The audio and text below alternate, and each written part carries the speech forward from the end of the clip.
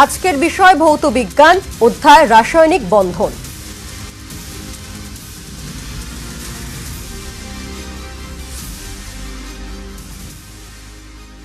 নমস্কার, দেখছেন নিউজ 18 বাংলা। আপনাদের সঙ্গে রয়েছি আমি পায়েল। রবিবার মানেই ছুটির দিন, এই ভাবনার কোনো অবকাশ এই মুহূর্তে নেই, কারণ এই মুহূর্তে আমরা সকলেই লকডাউনে ঘরবন্দি, আর বাড়িতে বসে বোর হওয়ার থেকে বরং সিলেবাস শেষ করাই ভালো। আর তাই তোমাদের জন্যই কোচিং ক্লাস। আর আজ আমরা শুরুতেই যেমন বললাম ভৌত বিজ্ঞান পড়বো, আর অবশ্যই পড়ানোর জন্য আমাদের সঙ্গে স্যারও রয়েছেন। আজকে আমাদের সঙ্গে রয়েছেন স্যার নিরূপণ চ্যাটার্জি, নরেন্দ্রপুর রামকৃষ্ণ মিশনে। স্যার, আপনাকে স্বাগত জানাই নিউজ 18 বাংলায় কোচিং ক্লাসে। স্যার রয়েছে, তোমরা রয়েছো, বোর্ডও রয়েছে, তাহলে আর দেরি কেন, শুরু করা যাক আমাদের ক্লাস। Sir please. তো আজ আমরা যে অধ্যায়টা সূচনা করব সেটা দশম শ্রেণীর রাসায়নিক বন্ধন। এখন রাসায়নিক বন্ধন এই অধ্যায়টা যেমন দশম শ্রেণীতে রয়েছে, তেমনি অষ্টম শ্রেণীরও অন্তর্ভুক্ত। অষ্টম শ্রেণীতেও তোমরা সামান্য পরিমাণ এই রাসায়নিক বন্ধন সম্পর্কে কিছুটা আইডিয়া, কিছুটা ধারণা তোমাদের রয়েছে। তো সেই ধারণাগুলো নিয়েই আমরা এর পরবর্তী স্টেজে, পরবর্তী ধাপে আলোচনা শুরু করব। তো প্রথমেই রাসায়নিক বন্ধন যদি পড়তে হয়, তাহলে তিনটে কথার, তিনটে কোয়েশ্চেনের, তিনটে প্রশ্ন আমি বোর্ডে লিখছি। এই তিনটে প্রশ্নের আমরা উত্তর খোঁজার চেষ্টা করব। এই উত্তরটা খুঁজতে খুঁজতেই আমরা রাসায়নিক বন্ধন অধ্যায়টাকেও কমপ্লিট করে ফেলবো, আমরা সম্পূর্ণ করতে পারবো রাসায়নিক বন্ধন। তাহলে প্রশ্ন ওয়াইজ আমরা উত্তরে যাব। তাহলে হ্যাঁ, ওকে, ভেরি গুড।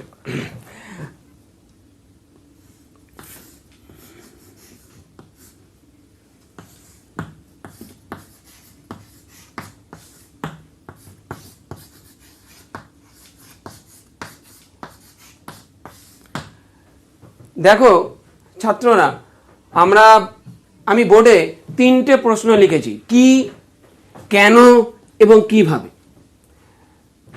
এবং এটা যদি আমরা স্টাডি করি এবং এটা যদি আমরা ভাবি, তাহলে দেখব যে রাসায়নিক বন্ধন কি। প্রথম কোশ্চেন হচ্ছে, এটা পড়তে গেলে রাসায়নিক বন্ধন কি।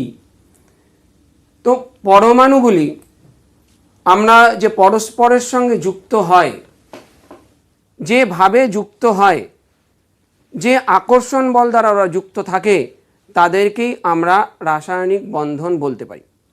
আমাদের ছোটোবেলাকার একটা ধারণা হতে পারে যে কোনো একটা অণু যখন গঠন হয়েছে, সেই অণুর মধ্যে পরমাণুগুলো একটা মেবি একটা লাঠি, একটা স্টিক দিয়ে ওরা অ্যাটাচড রয়েছে, কিন্তু সেই ধারণাটা ঠিক নয় সম্পূর্ণ। রাসায়নিক বন্ধন মানে পরমাণুগুলো যে আকর্ষণ বল দ্বারা পরস্পরের সঙ্গে যুক্ত থাকে, তাকেই আমরা রাসায়নিক বন্ধন বলতে পারি।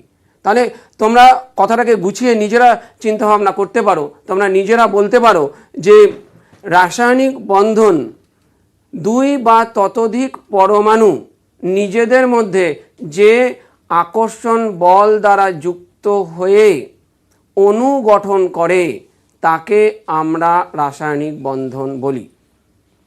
এখন রাসায়নিক বন্ধন কি, সেই সম্পর্কে আমাদের ধারণা তো তৈরি হলো। পরবর্তী স্টেজে আমাদের ভাবতে হবে কেন রাসায়নিক বন্ধন গঠিত হবে, রাসায়নিক বন্ধন পরমাণুগুলো কি প্রয়োজন হলো যে ওরা রাসায়নিক বন্ধন গঠন করবে। তো এখন আমরা আমাদের প্রকৃতির চারপাশে যদি দেখি, প্রকৃতির চারপাশে এমন কিছু পরমাণু রয়েছে যারা কারো সঙ্গে রাসায়নিক বন্ধন গঠন করে না। They are not interested to produce chemical bond with others. এরকম পরমাণু কি আছে? হিলিয়াম, নিয়ন, আর্গন, ক্রিপ্টন, এরকম কিছু পরমাণুর কথা তোমরা আগের ক্লাসে পড়ে এসছো, অষ্টম শ্রেণী বা নবম শ্রেণীতে তোমরা পড়ে এসছো। এদেরকে আমরা কি বলি? নিষ্ক্রিয় গ্যাস বলি, নোবেল গ্যাসেস। নোবেল গ্যাসের একটা বড় বৈশিষ্ট্য হচ্ছে এরা কারো সঙ্গে রাসায়নিক বিক্রিয়ায় অংশগ্রহণ করে না। এবার ভাবো, একটু মনে মনে ভাবো যে আমাদের প্রকৃতিতে কোথাও একটা নিষ্ক্রিয় গ্যাসের পরমাণু রয়েছে, সে খুব স্থায়ী, তার পাশে অন্যান্য পরমাণুও রয়েছে। তাহলে ওই নিষ্ক্রিয় গ্যাসের পরমাণুটা খুব সুস্থায়ী হওয়ার জন্য ওর পাশের যে পরমাণুগুলো রয়েছে, ওর পাশে ধরো সোডিয়াম রয়েছে, ক্লোরিন রয়েছে, এরকম আরও অনেক পরমাণু রয়েছে, তারাও ভাবছে, তাদেরও মনের তো ইচ্ছে হচ্ছে যে আমি কি ওই নিষ্ক্রিয় গ্যাস হিলিয়াম বা নিষ্ক্রিয় গ্যাস নিয়ন এর মতো গঠন কাঠামো লাভ করতে পারি।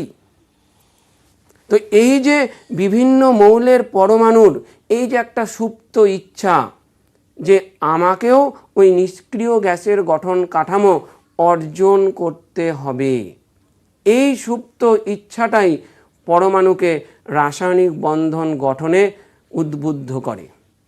হয়েছে তো কেন রাসায়নিক বন্ধন গঠন হবে তার একটা আমি খুব লুসিড ওয়েতে তার একটা এক্সপ্লানেশন আমি বললাম। সেটা হচ্ছে যে পরমাণুগুলোর, বিভিন্ন মৌলের পরমাণুর তাদের একটা সুপ্ত ইচ্ছা রয়েছে, তাদের কাছাকাছি যে সমস্ত নিষ্ক্রিয় গ্যাস রয়েছে সেরকম নিষ্ক্রিয় গ্যাসের পরমাণুর মতো সুস্থিত ইলেকট্রন বিন্যাস লাভ করার চেষ্টা করবে। তো এই ব্যাপারে রাসায়নিক বন্ধন কেন হবে সেই সম্পর্কে যিনি প্রথম ধারণা দিয়েছিলেন তার নাম বলা হয় কোসেল এবং লুইস। এরা এই রাসায়নিক বন্ধন সম্পর্কে প্রথম ধারণা অবতারণা করেছিলেন। পরবর্তীকালে এই ধারণাটাকে আরও কিছুটা প্রোগ্রেস করে নিয়ে যান, তার নাম হচ্ছে ল্যাংমুর। এবং আরও পরবর্তী স্টেজে এই রাসায়নিক বন্ধন সম্পর্কে অনেক ইলাবোরেটলি যিনি কাজ করেছেন, he was Linus Pauling. And definitely Linus Pauling তার এই কাজের জন্য he was awarded Nobel prize. তো আমরা আমাদের সেই লুইস বা কোসেলের যে থিওরি রয়েছে, লুইস বা কোসেলের যে তত্ত্ব রয়েছে সেই সম্পর্কে আমরা একটু আলোচনা করব। তো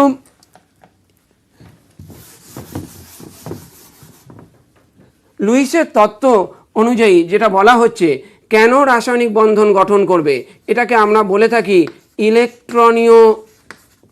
ইলেকট্রনীয় তত্ত্ব। এটাকে বলবো আমরা ইলেকট্রনীয় তত্ত্ব। তো ইলেকট্রনীয় তত্ত্বতে প্রথমে কি বলা হয়েছে, বলছে একটা পরমাণুর মধ্যে অনেক ইলেকট্রন থাকতে পারে। মেবি ক্লোরিন পরমাণুতে 17টা ইলেকট্রন আছে, আমরা জানি ক্লোরিনের পরমাণু ক্রমাঙ্ক অ্যাটমিক নাম্বার 17। সোডিয়ামের 11 ইলেকট্রনস রয়েছে, সোডিয়ামের পরমাণু ক্রমাঙ্ক 11। এরকম বিভিন্ন মৌলের ইলেকট্রন সংখ্যা বিভিন্ন। তো লুইস আর কোসেল প্রথম বললেন যে পরমাণুতে কটা ইলেকট্রন আছে সেটা আমরা ভাববো না, পরমাণুর ইলেকট্রন বিন্যাস করব, ওর বাইরের কক্ষপথে কটা ইলেকট্রন রয়েছে তারাই ওর রাসায়নিক বন্ধনে অংশগ্রহণ করবে। পরমাণুর বাইরের কক্ষপথের যে ইলেকট্রনগুলো রয়েছে তারাই রাসায়নিক বন্ধনে অংশগ্রহণ করবে এবং এই ইলেকট্রনগুলোর নাম দেওয়া হয়েছে যোজক ইলেকট্রন বা যোজ্যতা ইলেকট্রন বা ইংরেজিতে বললে ভ্যালেন্স ইলেকট্রনস। তাহলে ফার্স্ট ইলেকট্রনীয় তত্ত্বতে প্রথম কথা যেটা বলা হয়েছে, ফার্স্ট যেটা বলা হয়েছে যোজ্যতা ইলেকট্রন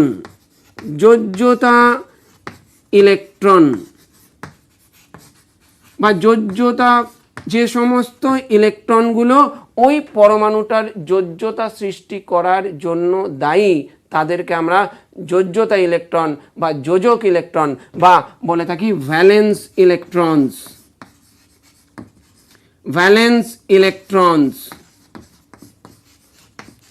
তার মানে প্রথমে আমাদের বুঝে নিতে হবে যে আমরা যে রাসায়নিক বন্ধন পড়ব তাতে পরমাণুর শুধু বাইরের কক্ষপথের যোজ্যতা ইলেকট্রন নিয়েই আমরা ভাবনা চিন্তা করব, পরমাণুর ইনার করে কতগুলো ইলেকট্রন আছে সেটা আমাদের ভাববার বিষয় নয়।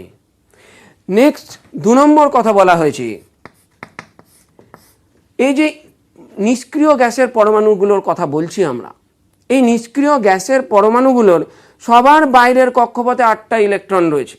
এবার ওর চারপাশে যে সমস্ত পরমাণুরা রয়েছে তারাও ভাবছে আমরাও কিভাবে 8টা ইলেকট্রন অ্যাচিভ করতে পারি, আমরাও কিভাবে 8টা ইলেকট্রন কোথাও থেকে গ্রহণ করতে পারি বা বর্জন করে 8টা ইলেকট্রন আনতে পারি।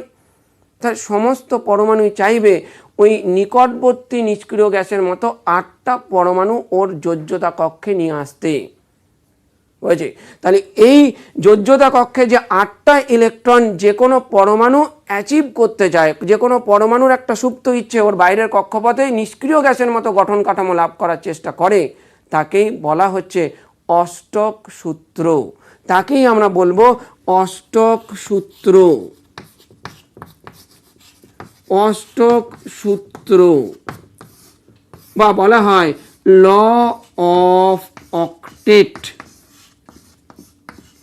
ল অফ অক্টেট। ওকে, আমি আরেকবার বলছি, অষ্টক সূত্র কাকে বলবো? নিকটবর্তী নিষ্ক্রিয় গ্যাসের পরমাণুর মতো সুস্থিত ইলেকট্রন বিন্যাস লাভের চেষ্টায় পরমাণুগুলো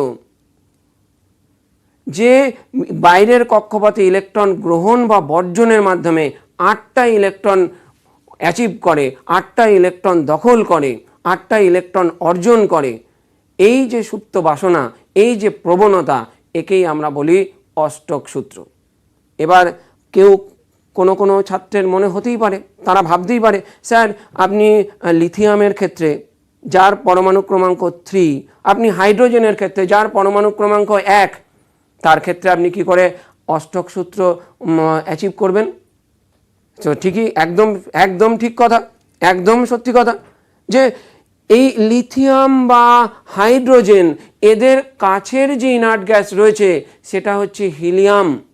তার বাইরের কক্ষপথে মাত্র 2টোই ইলেকট্রন রয়েছে। তাই হাইড্রোজেন বা লিথিয়ামের সবসময় কি ইচ্ছা হবে? ওরা সবসময়ই চাইবে যে ওদের বাইরের কক্ষপথে 2টো ইলেকট্রন অর্জন করতে। তাই এই সূত্রটাকে আমরা বলি দ্বৈত সূত্র।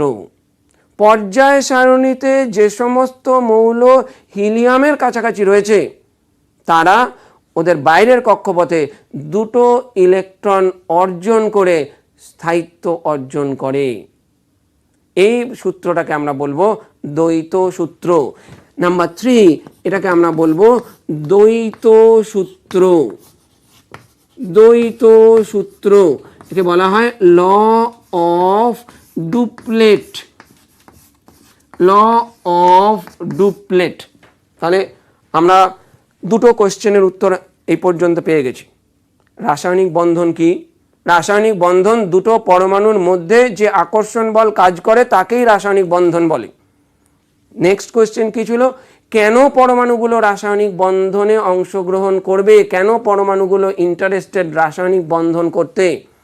তার উত্তর হচ্ছে পরমাণুগুলো ওদের বাইরের কক্ষপথে আইদার 8টা অথবা যাদের ক্ষেত্রে নিষ্ক্রিয় গ্যাস হিলিয়ামের কাছাকাছি তাদের বাইরে 2টো ইলেকট্রন অর্জন করার চেষ্টা করে। তাই অষ্টক বা খুব ছোট্ট কথায় অষ্টক বা দ্বৈত পূর্তির জন্য পরমাণুগুলি রাসায়নিক বিক্রিয়ায় অংশগ্রহণ করে। তাহলে রাসায়নিক বন্ধন কি এবং কেন রাসায়নিক বন্ধন হবে, কেন রাসায়নিক বন্ধনে অংশগ্রহণ করবে পরমাণুগুলো, তার উত্তর আমরা পেলাম। ঠিক, তার উত্তর পেলাম এবং রাসায়নিক বন্ধন নিয়ে আমরা আরো পড়বো, তবে ছোট্ট বিরতির পর। ফিল্ম বিরতির পর রাসায়নিক বন্ধন নিয়ে পড়ছি, কি এবং কেন তো পড়লাম, তবে কিভাবে পরমাণুগুলো রাসায়নিক বন্ধন করে, কিভাবে হয় পুরো বিষয়টা একবার বুঝে নেবো। স্যার তো আছেন, স্যার প্লিজ। রাসায়নিক বন্ধন কিভাবে রাসায়নিক বন্ধন গঠন করবে, বা আমরা এইভাবে ভাবতে পারি পরমাণুগুলো কিভাবে এই অষ্টক বা দ্বৈত পূর্তি করবে। এই কিভাবে প্রশ্নের উত্তর দিতে গেলে রাসায়নিক বন্ধনের প্রকারভেদ চলে আসে, ক্লাসিফিকেশন অফ কেমিক্যাল বন্ডিং। তো এখন সমস্ত পরমাণুর কাছে উপায় এক নেই, সমস্ত পরমাণু একই রকমভাবে যে রাসায়নিক বন্ধন গঠন করবে সেটা সম্ভব নয়। সমস্ত পরমাণুর কাছে একই উপায় অবলম্বন করা সম্ভব নয়। তাই বিভিন্ন পরমাণুর কাছে বিভিন্ন রকম উপায় রয়েছে, তারা বিভিন্নভাবে রাসায়নিক বন্ধন গঠন করবে। তো আমাদের সিলেবাসে এরকম 2টো রাসায়নিক বন্ধন ইনক্লুড করা হয়েছে, বা খুব ছোট্ট পরিমাণে আরেকটা বন্ধনও রয়েছে। আমরা প্রথম বলবো তড়িৎযোজী বন্ধন, নেক্সট বলবো সমযোজী বন্ধন, আর খুব সামান্য আলোচনা রয়েছে সেটা হচ্ছে অসমযোজী বন্ধন।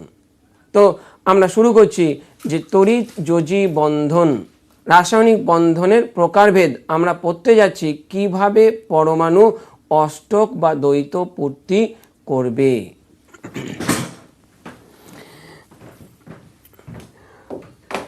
তো প্রথম রাসায়নিক বন্ধনের ক্লাসিফিকেশনে আমরা পড়ছি তড়িৎ যোজী বন্ধন। তড়িৎ যোজী বন্ধন বলে থাকি ইলেকট্রোভ্যালেন্ট বন্ড, ইলেকট্রোভ্যালেন্ট বন্ড, বা একে অনেক বইতে লেখা থাকে আয়নীয় বন্ধন বা আয়নিক বন্ডিং। এখন আয়নীয় বন্ধন বা আয়নিক বন্ডিং কি?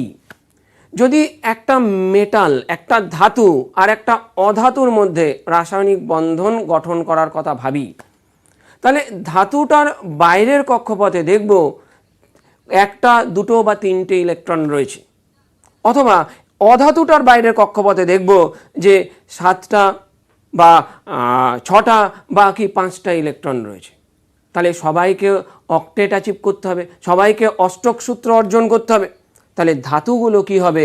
ধাতুগুলো ইলেকট্রন বর্জন করবে, আর যে ইলেকট্রনগুলো ধাতুগুলো বর্জন করলো আর সেই ইলেকট্রনগুলোই অধাতুগুলো গ্রহণ করবে।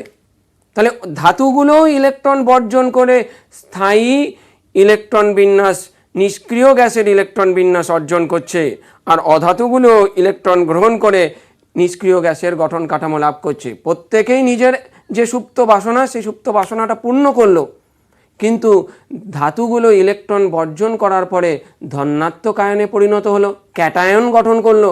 অধাতুগুলো ইলেকট্রন গ্রহণ করার ফলে ঋণাত্মক আয়ন বা অ্যানায়নে পরিণত হলো। এই ক্যাটায়ন এবং অ্যানায়নগুলো যে আকর্ষণ বল দ্বারা পরস্পরের সঙ্গে যুক্ত হবে তাকে আমরা বলবো তড়িৎযোজী বন্ধন। এবং এই বন্ধনের প্রকৃতি, এটাকে বলবো স্থির তড়িৎ আকর্ষণ বল, ইলেকট্রোস্ট্যাটিক ফোর্স অফ অ্যাট্রাকশন। তো এই রাসায়নিক বন্ধনের, এই তড়িৎযোজী বন্ধনের ডেফিনেশন দিতে গিয়ে, সংজ্ঞা দিতে গিয়ে একজন খুব প্রবাদপ্রতিম সায়েন্টিস্ট উনি বলেছেন কীভাবে ইলেকট্রোভ্যালেন্ট বন্ড তার আমরা ডেফিনেশন দেব। তার কথা উনি বলছেন যে ফার্স্ট তুমি ইন্ডিকেট করো যে what is an electrovalent bond. তার উত্তরে উনি বলছেন it is an electrostatic force of attraction. তড়িৎযোজী বন্ধন কি? এটা একটা স্থির তড়িৎ আকর্ষণ বল। এই আকর্ষণ বল কাদের মধ্যে কাজ করছে? Between hmm this electrostatic force of attraction is operating. তার উত্তরে উনি বলছেন এটা দুটো বিপরীত তড়িৎগ্রস্ত আয়নের মধ্যে কাজ করছে। It is operating between two oppositely charged ions. এই অপোজিটলি চার্জড আয়নগুলো কোথা থেকে তৈরি হলো? How they are formed? তার উত্তরে উনি বলছেন they are formed by the actual transference of electron from the valence shell of electropositive metal to the valence shell of electronegative non-metal. এগুলো তৈরি হয়েছে একটা ইলেকট্রোপজিটিভ ধাতুর পরমাণু থেকে ইলেকট্রন বর্জিত হয়ে আর একটা অধাতুর ইলেকট্রোনেগেটিভ বা তড়িৎ ঋণাত্মক মৌলের পরমাণুতে ইলেকট্রন স্থানান্তরিত হওয়ার ফলে এটা তৈরি হয়েছে। কেন ওরা এটা করবে? Why they will do so? কী প্রয়োজন তাদের? তার উত্তর একটাই, in order to achieve the stable electronic configuration of nearest noble gas. কারণ তাদের প্রত্যেকেরই নিষ্ক্রিয় গ্যাসের গঠন কাঠামো অর্জন করার একটা সুপ্ত বাসনা রয়েছে।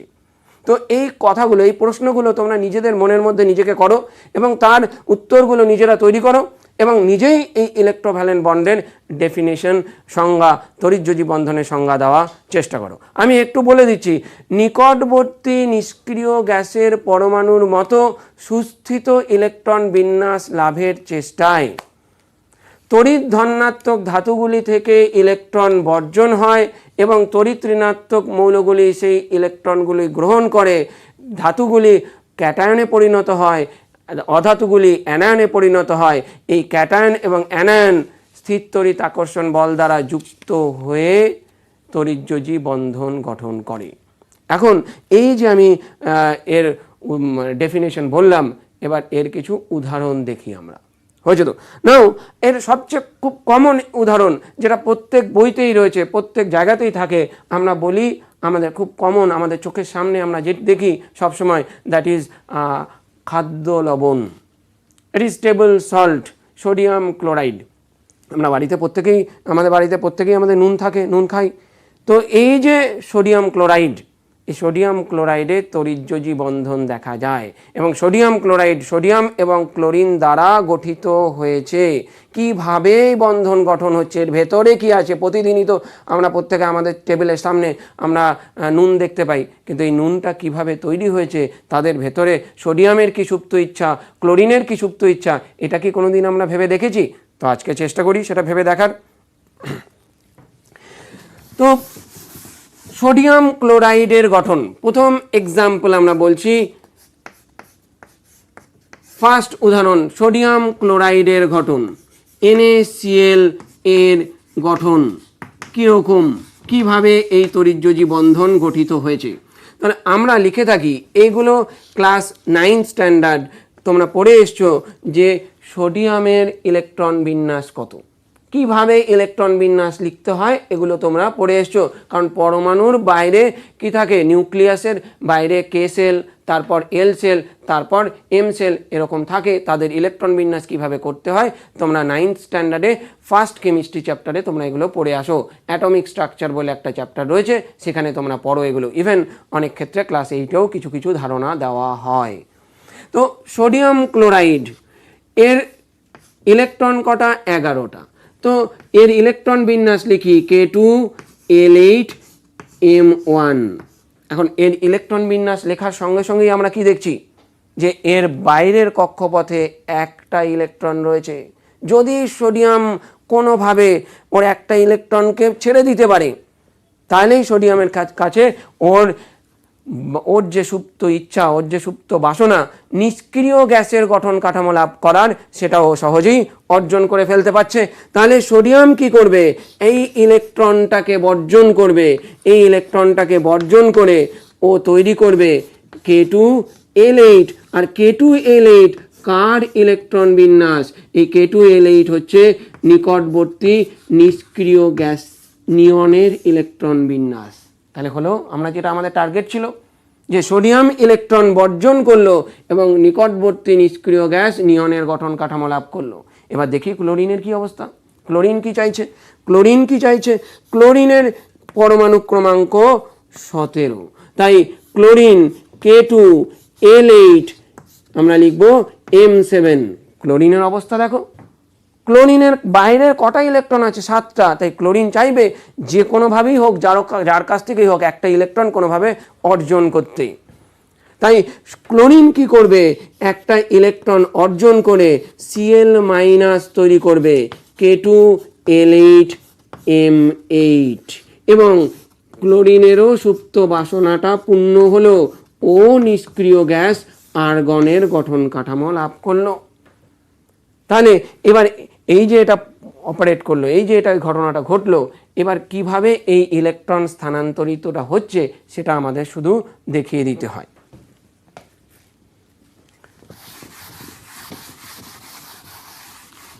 তো আমরা লিখে থাকি সোডিয়ামের বাইরে, আমরা বারবার বলেছি যে আমরা যখন ইলেকট্রন লিখব, রাসায়নিক বন্ধন পড়ছি, সোডিয়ামের 11টা ইলেকট্রন নিয়ে আমি ভাবিত নই। আমি শুধু ভাবতে চাই সোডিয়ামের বাইরে কটা ইলেকট্রন। তাই আমি বাইরের সোডিয়ামের ইলেকট্রনটাকে ক্রস দিয়ে রিপ্রেজেন্ট করছি। একটু বলে রাখি, এই রিপ্রেজেন্টেশনটাকে আমরা বলে থাকি, এটা ডট ক্রস রিপ্রেজেন্টেশন। এই কনসেপ্ট কে দিয়েছেন, লুইসের কনসেপ্ট। এটা ডট আর ক্রস দিয়ে, কোনো একটা পরমাণুর ইলেকট্রনকে ডট দিয়ে দেখালে, কোনো একটা পরমাণুর ইলেকট্রনকে আমরা ক্রস দিয়ে দেখাবো। তাই সোডিয়ামের ইলেকট্রনকে ক্রস দিয়ে দেখালাম। আর ক্লোরিনের বাইরে কটা ইলেকট্রন রয়েছে, ক্লোরিনের বাইরে 7 ইলেকট্রন রয়েছে, 7টা ইলেকট্রন রয়েছে। তাই সোডিয়ামের ইলেকট্রন বিন্যাস কি, K2L8M1 লিখলাম, সেটাকে শর্টে এইভাবে লিখতে পারি। ক্লোরিনের কি 287, এটাকে এইভাবে লিখতে পারি।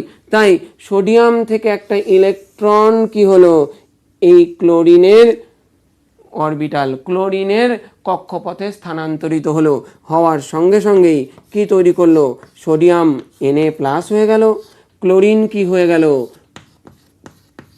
ক্লোরিনে একটা এক্সট্রা ইলেকট্রন হয়েছে। ভেবে দেখো ক্লোরিনের কতগুলো ইলেকট্রন থাকে, ক্লোরিনের তো টোটাল কত 17 বা বাইরে 7 থাকার কথা, একটা ইলেকট্রনও পেয়েছে। একটা ইলেকট্রন যদি বেশি পায়, ইলেকট্রন কি করবে, সিস্টেমটাকে নেগেটিভ করবে, তাই ক্লোরিনের ওপর চার্জ কত হলো। এবং এইভাবে ওরা NaCl খাদ্য লবণ গঠন করলো। আমাদের পরীক্ষার হলে লিখে দিতে হয় যে Na+ এবং Cl- স্থির তড়িৎ আকর্ষণ বল দ্বারা, স্থির তড়িৎ আকর্ষণ বল দ্বারা যুক্ত হয়ে, আকর্ষণ বল দ্বারা যুক্ত হয়ে যৌগ গঠন করেছে, তাই সোডিয়াম ক্লোরাইড একটি তড়িৎযোজী যৌগ। একেবারে আমরা আরো পড়বো রাসায়নিক বন্ধন নিয়ে, পাশাপাশি তোমাদের ফোনও নেবো, সরাসরি আমাদেরকে ফোন করতে পারো। অবশ্যই রাসায়নিক বন্ধন সংক্রান্ত যদি প্রশ্ন থাকে তাহলেই স্যার তো রয়েছে। আরো একবার তোমাদেরকে ফোন নাম্বারটা বলে দিই, 66202325, 66202326, এই দুটি ফোন নাম্বার তোমাদের জন্য আমরা খুলে দিচ্ছি। সরাসরি ফোন করো, স্যার রয়েছে। ফিরছি বিরতির পর ফিরলাম কোচিং ক্লাসে। আজ আমরা দশম শ্রেণীর ভৌত বিজ্ঞানের রাসায়নিক বন্ধন পড়ছি। তবে তোমরা ফোন করতে পারো, আর আরো একবার ফোন নাম্বারটা বলে দিই, 66202325, 66202326, দুটি ফোন নাম্বার। অবশ্যই রাসায়নিক বন্ধন রিলেটেড কোনো প্রশ্ন থাকলে ফোন করো, স্যার রয়েছেন সরাসরি উত্তর দেওয়ার জন্য। আবারও স্যারের কাছে চলে যাবো। স্যার, তড়িৎযোজীর যদি ধর্ম বৈশিষ্ট্য একটু বুঝিয়ে বলা হয় এবং উদাহরণ দিয়ে, তাহলে যারা রয়েছে পড়ুয়ারা তাদের একটু সুবিধা হয়। দেখো তড়িৎযোজী বন্ধন কিভাবে হয় তার আমরা ব্যাখ্যা করলাম। এখন এই তড়িৎযোজী বন্ধন, এই তড়িৎযোজী যৌগগুলোর আমরা কি কি বৈশিষ্ট্য দেখতে পাই, একটু আমরা যদি আমাদের চারপাশে দেখি, সেখান থেকে আমরা এর সম্পর্কে একটু ধারণা পেতে পারি। তোমরা দেখো বাড়িতে লবণ, সোডিয়াম ক্লোরাইড, খাদ্য লবণ। তো খাদ্য লবণ কী অবস্থায় দেখি, খাদ্য লবণ কঠিন অবস্থায় থাকে। খাদ্য লবণের যে সূক্ষ্ম সূক্ষ্ম কণাগুলো আমরা দেখতে পাই, সেগুলো কি সামান্য কেলাস গঠন করে, ওরা কেলাস গঠন করে। তাহলে তড়িৎযোজী বন্ধনের যে যৌগগুলো তড়িৎযোজী বন্ধন দ্বারা গঠিত হবে, তাদের প্রত্যেকেরই তারা কঠিন অবস্থায় এক্সিস্ট করবে, তারা কঠিন অবস্থায় বিরাজমান হবে প্রকৃতিতে। ওদের কেলাস আকার গঠন থাকবে, ক্রিস্টালাইন স্টেটে ওরা এক্সিস্ট করবে। তারপর বলতে পারি এই সোডিয়াম ক্লোরাইডকে যদি আমি মেল্ট করতে চাই, সোডিয়াম ক্লোরাইডকে যদি আমি গলিয়ে ফেলতে চাই, তাহলে আমার প্রচুর এনার্জি দিতে হবে, প্রচুর তাপমাত্রা বাড়াতে হবে। তার মানে এই তড়িৎযোজী যৌগগুলির ডেফিনেটলি গলনাঙ্ক এবং স্ফুটনাঙ্ক, melting point and boiling point, that should be very high. অনেক উচ্চ গলনাঙ্ক এবং স্ফুটনাঙ্ক বিশিষ্ট এই যৌগগুলো হবে। আরও বলতে পারি এই তড়িৎযোজী যৌগগুলো সাধারণত জলে দ্রবীভূত হবে। তোমরা দেখেছো, আমি যদি বলি যে সোডিয়াম ক্লোরাইড জলে গুলে দাও, শরবত তো আমরা বাড়িতে তৈরি করি, চিনি নুনকে জলে দিয়ে দিলেই সঙ্গে সঙ্গে কী হবে, নুন জলে দ্রবীভূত হয়ে যায়। তার মানে তড়িৎযোজী বন্ধনের, তড়িৎযোজী যৌগগুলোর এটা একটা ক্যারেক্টারিস্টিক্স, ওরা সাধারণত জলে দ্রবীভূত হবে, ওরা সাধারণত জলে দ্রবীভূত হবে। তড়িৎযোজী যৌগগুলোর আরেকটা প্রপার্টি আমরা বলে থাকি, এটা খুব ইম্পর্টেন্ট, অনেকবারই পরীক্ষায় এসছে, যে একটা Na+কে একটা Cl- কোন দিক থেকে অ্যাট্রাক্ট করছে। ওপর থেকে অ্যাট্রাক্ট করতে পারে, নিচে থেকেও অ্যাট্রাক্ট করতে পারে, এদিক থেকেও করতে পারে, এদিক থেকেও করতে পারে। তার মানে এই অ্যাট্রাকটিভ ফোর্সটা কোন দিকে অপারেট করছে, ইলেকট্রোস্ট্যাটিক ফোর্স অফ অ্যাট্রাকশনটা, it can not be predicted at all. এটাকে আমরা ডিসাইড করতে পারি না। এই জন্য একটা কথা বইতে লেখা থাকে যে তড়িৎযোজী বন্ধনের কোনো দিকদর্শী ধর্ম নেই, কোনো দিকদর্শী ধর্ম নেই। They have no directional property. তড়িৎযোজী বন্ধনের কোনো দিকদর্শী ধর্ম থাকবে না। হয়েছে? তাহলে আমরা কি কি প্রপার্টি তড়িৎযোজী বন্ধনের ক্ষেত্রে বলতে পারি? 1 নম্বর আমরা বলতে পারি যে তড়িৎযোজী যৌগগুলো কঠিন এবং কেলাস আকার হবে, কঠিন যৌগ হবে, কেলাস আকার হবে। 2 নম্বর বলতে পারি তড়িৎযোজী যৌগগুলির গলনাঙ্ক স্ফুটনাঙ্ক খুব উচ্চ হবে। তড়িৎযোজী যৌগগুলো সাধারণত জলে দ্রবীভূত হবে। তড়িৎযোজী বন্ধনের কোনো দিকদর্শী ধর্ম নেই।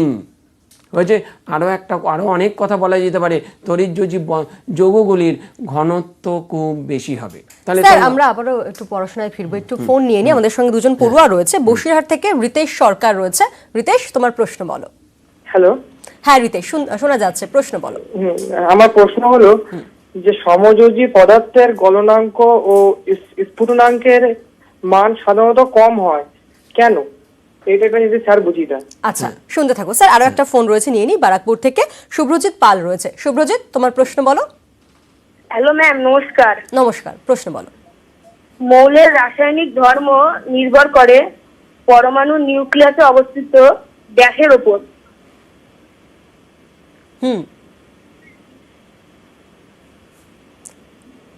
শুনতে থাকো স্যার।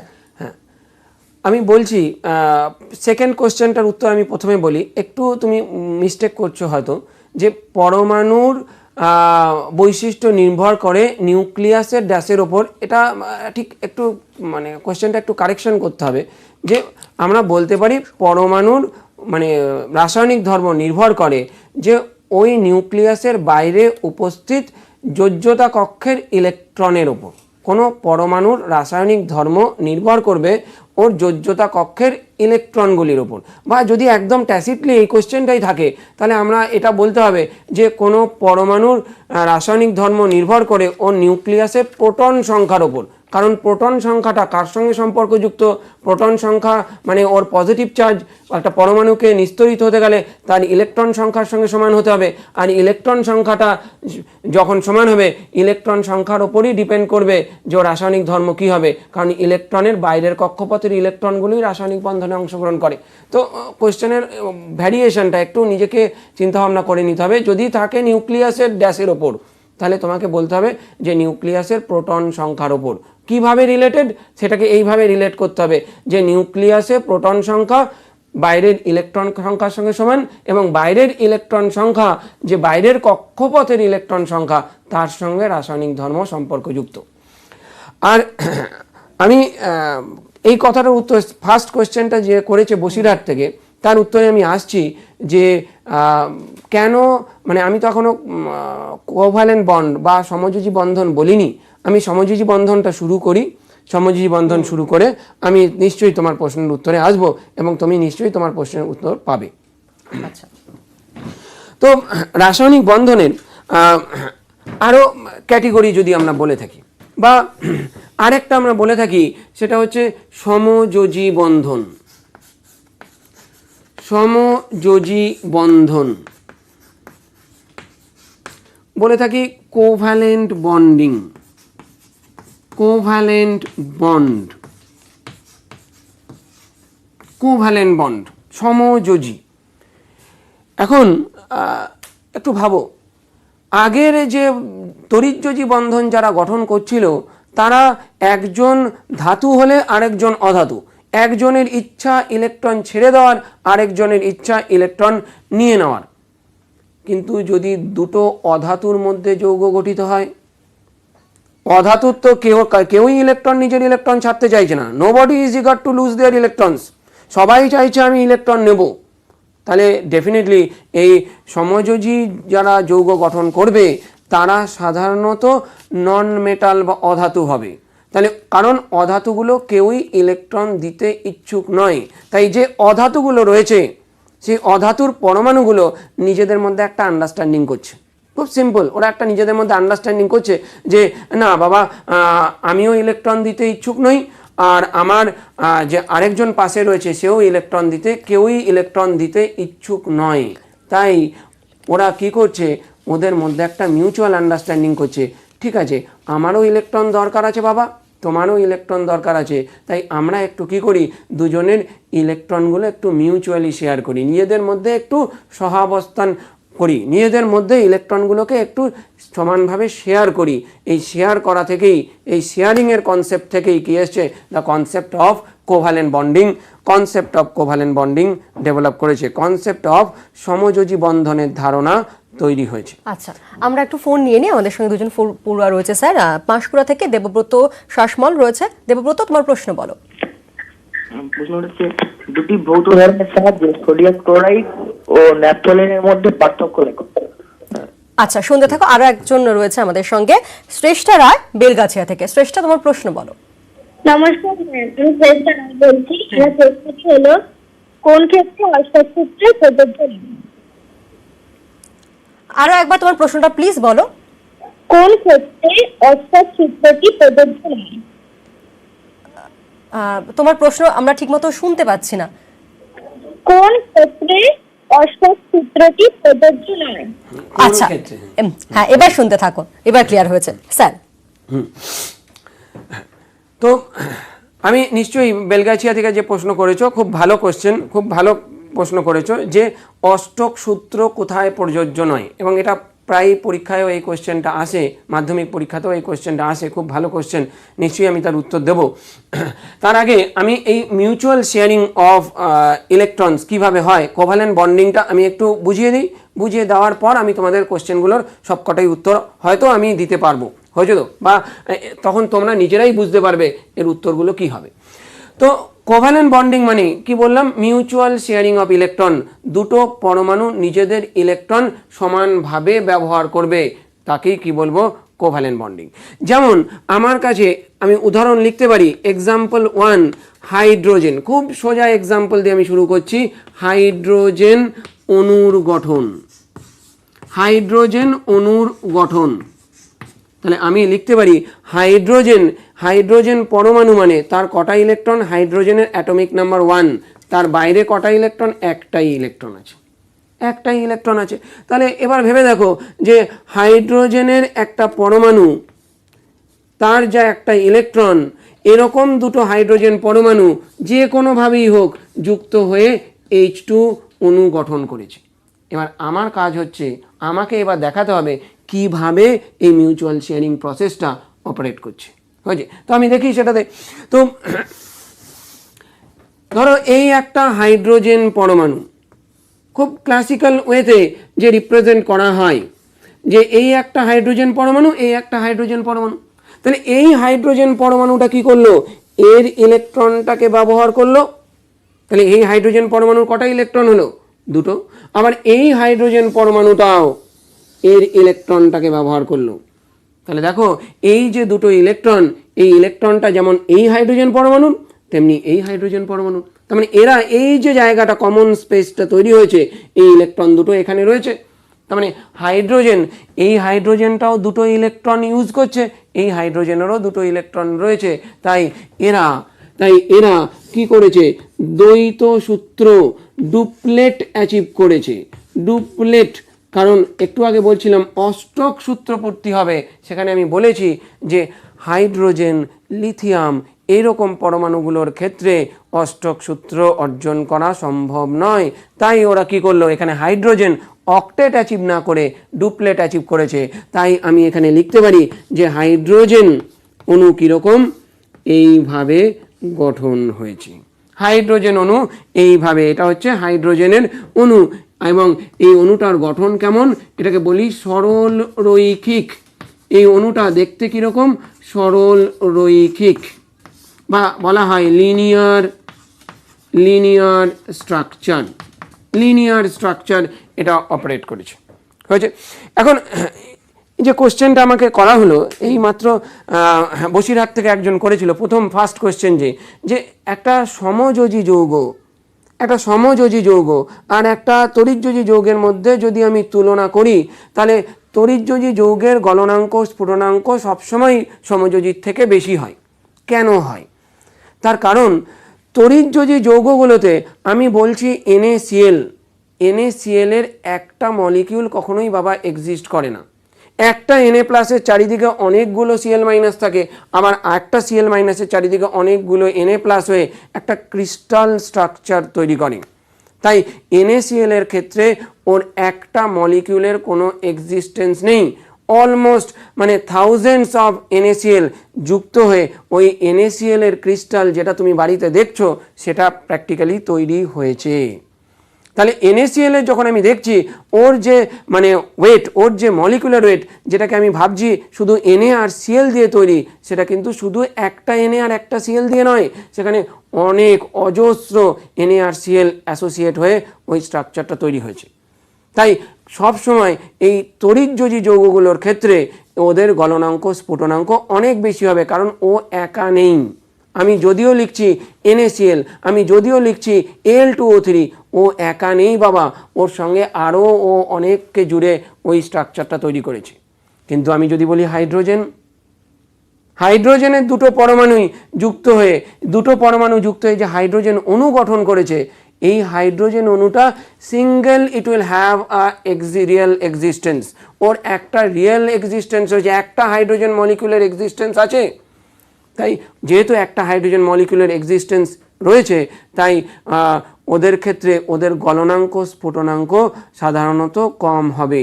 NaCl বললে যেমন একটা মলিকিউলকে বোঝায় না, অনেকগুলো মলিকিউলকে বোঝায়, তেমনি হাইড্রোজেন বলতে গেলে, হাইড্রোজেনকে যদি আমি বলে থাকি তাহলে একটা মলিকিউলকেই ইন্ডিকেট করে। তাই হাইড্রোজেনের ক্ষেত্রে ডেফিনেটলি ওর গলনাঙ্ক স্ফুটনাঙ্ক বা ওভারঅল সমস্ত সমযোজী যৌগের ক্ষেত্রে ওর গলনাঙ্ক স্ফুটনাঙ্ক কম হবে। স্যার আমরা উত্তরগুলো ব্রেকের পর এসে নিই ছোট করে, কারণ এখন একটা ছোট্ট বিরতি নেওয়ার সময় হয়ে গিয়েছে। তাই একটু পর ফিরলাম কোচিং ক্লাসে। রাসায়নিক বন্ধন নিয়ে আজ আমাদের পড়াশোনা চলছে। স্যার বিরতিতে যাওয়ার আগে যেমনটা বলেছিলাম যে দুটো প্রশ্নের অ্যান্সার আপনি দিয়েছেন, তাও আরো একবার একটু ছোট করে আপনার কাছ থেকে জেনে নেব। তো প্রথম প্রশ্ন যিনি বেলগাছিয়া থেকে করেছিলেন, সেটা হচ্ছে এমন একটা যৌগ যেখানে অষ্টক পূর্তি হয় না বা যেখানে অষ্টক সূত্র লঙ্ঘিত হয়েছে। তো এরকম অনেক উদাহরণ রয়েছে। তো আমি একটা উদাহরণ বলতে পারি, lithium hydride, LiH, lithium hydride. এটা একটা আয়নীয় যৌগ যেখানে অষ্টক সূত্র অ্যাচিভ করেনি। মেবি একটা কোভ্যালেন্ট যৌগের কথা আমরা বলতে পারি, যেমন যদি আমি বলি BF3, বোরন ট্রাইফ্লুরাইড, যেখানেও বোরনও অষ্টক সূত্র অর্জন করেনি। তো আমি দুটো লিখে দিচ্ছি যে অষ্টক সূত্র লঙ্ঘিত হয়েছে LiH, lithium hydride, lithium hydride, lithium hydride হয়েছে। এটা তড়িৎযোজী যৌগ। মেবি কেউ বলতে পারে BF3, boron trifluoride, boron trifluoride,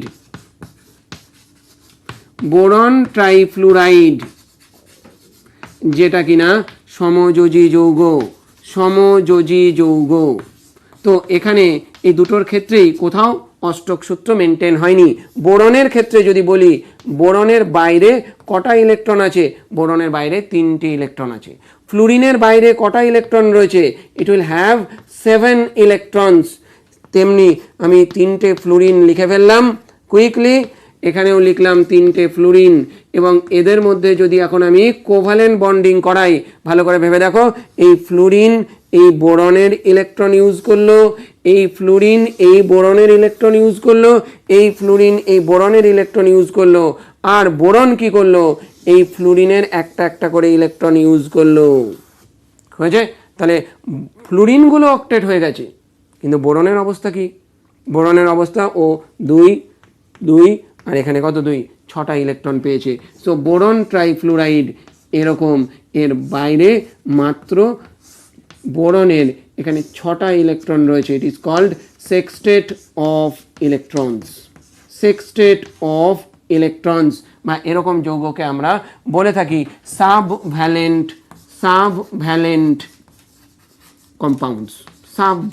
compounds বলে থাকি, মানে যাদের অক্টেট হয়নি, অক্টেটে কম আছে, তাদেরকে সাবভ্যালেন্ট বলে থাকি। স্যার আমাদের হাতে খুব অল্প সময় আছে, যদি একটু প্রশ্নের দিকে যাই। সাপোজ ধরুন C302 বা C3O2 বন্ধন দেখাও, কিভাবে? এগুলো 2 নম্বরে আসে। 2 নম্বরের কোশ্চেন। হ্যাঁ, এটা খুব ভালো কোশ্চেন। এটা যে করেছে কোশ্চেনটা খুব ভালো কোশ্চেন। C3O2 এই যৌগটার নাম হচ্ছে carbon sub oxide. Carbon sub oxide এর গঠন কি হবে? তার কিন্তু সমযোজী কার্বন আর অক্সিজেন, তোমরা একটু নিজেরাই বলো, কার্বন আর অক্সিজেন দুজনেই অধাতু, তাই এদের মধ্যে যে গঠন তৈরি হবে সেই গঠনটা inevitably that will be covalent. So আমি কার্বন লিখছি, কার্বনের বাইরে কার্বন হ্যাভিং 4 ইলেকট্রনস, কার্বনের 4টে ইলেকট্রন রয়েছে, তাহলে 3টে কার্বন আর অক্সিজেন আমার কাছে দুটো, অ্যান্ড এরা কোনোভাবে জয়েন করেছে টু প্রডিউস C3O2, কিভাবে করেছে সেটাই আমাকে দেখাতে হবে। এটা very important, very interesting question, C3O2 গঠন কি হবে। তো কার্বনের 4টে ইলেকট্রন লিখলাম, অক্সিজেনের স্যার একদম ছোট করে আমরা জানবো, আমাদের হাতে একদম সময় নেই। C3, হ্যাঁ কুইক, আমি একদম তাড়াতাড়ি করে ফেলছি। অক্সিজেন, দেখো খুব সুন্দর, এখানে অক্সিজেন কার্বনের ইলেকট্রন ইউজ করলো, এই কার্বনের ইলেকট্রন ইউজ করলো, এই কার্বন এর ইলেকট্রন ইউজ করলো, এই কার্বন এর ইলেকট্রন ইউজ করলো। এইভাবে আমার কাছে কি তৈরি হয়েছে, আমি যদি কার্বন সাব অক্সাইডের গঠন লিখি, ফাইনালি এটা এরকম ধারাবাহিক, অর্থাৎ এইভাবেই C3O2 গঠন হলো, রাইট? খুব সুন্দর। হ্যাঁ, এটা স্যার আমাদের হাতে একদম সময় নেই, আরো প্রশ্ন ছিল আমাদের কাছে, তবে এখন আমাদের অনুষ্ঠান এখানেই শেষ করতে হচ্ছে কারণ সময় শেষ হয়ে গিয়েছে। আগামীকাল আবারও দেখা হচ্ছে, তবে আগামীকাল আমরা ঠিক কোন বিষয় নিয়ে পড়বো একবার দেখে নাও যেতে যেতে। আগামীকাল আমরা পড়বো জীবন বিজ্ঞান।